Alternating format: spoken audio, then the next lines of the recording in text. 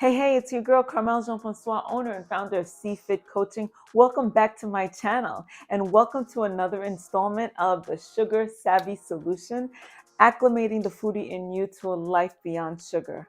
Today, what are we talking about? The limitations that a sugar addiction may have on your life that no one talks about. Let's talk about it now.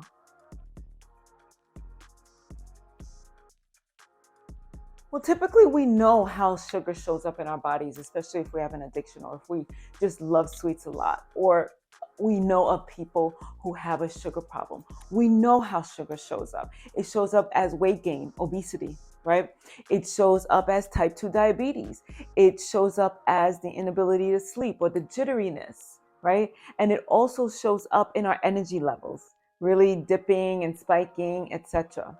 But what about a few of the other ways that sugar really affects us, the limitations that it presents in our lives that no one talks about? The first one I want to highlight is dental issues. Now we know cavities. We've been taught don't get any cavities since we're younger. Don't eat too much candy because of cavities. But sugar impacts our oral health in a few more ways. Sugar can literally dissolve our teeth, leading to tooth decay and gum disease, which leads to extractions. And if anybody has ever had any type of dental work done, you know that not only is it a painful procedure, but it's also costly. So why isn't anybody talking about it? Why are we just talking about cavities when there's so much more to worry about when it comes to our oral health? Another limitation that I want to highlight is nutrient deficiencies. When we consume foods that are high in sugar, we tend to consume foods that are less nutrient dense. And why does that happen? Simply because the foods that are high in sugar really don't have much other nutrients to offer us. And that impacts our overall health, guys. It weakens our immune system. It causes a snowball effect of all other kind of chronic conditions to really set a nice little foundation for chronic conditions to take over our bodies and impact our overall health. And nobody's really talking about that. Another limitation, social isolation. Now, there are studies that have been shown that social isolation actually increases the levels of sugar consumptions to people who are socially isolated. And on the other side of it, there are those who actually isolate themselves because they want to avoid gatherings where sugar will be prevalent, and so that they can keep their addiction secret so that they won't be judged. So they isolate themselves purposely so that they can consume the sugar in the privacy of their own homes. This impacts relationships and even social well-being.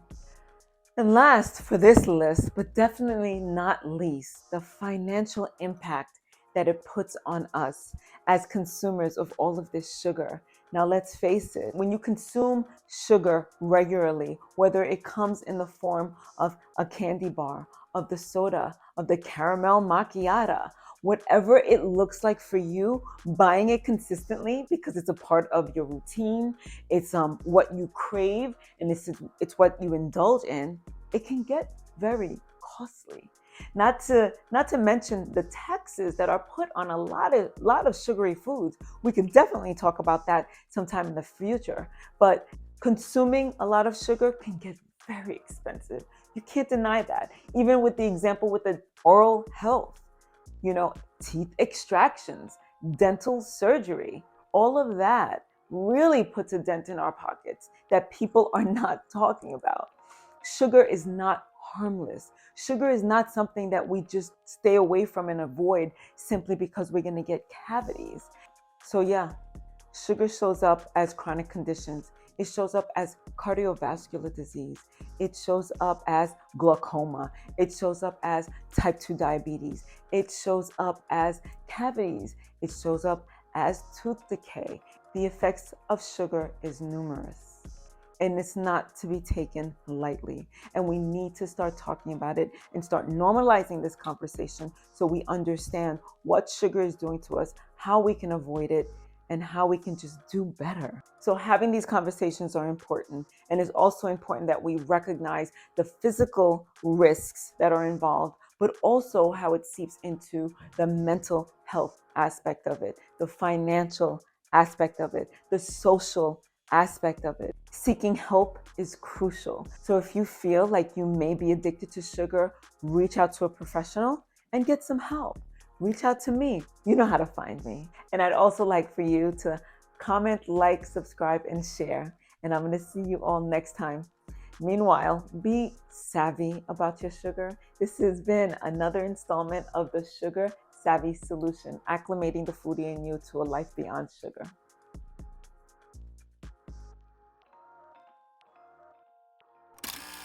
But sugar impacts our oral health. Tongue twister.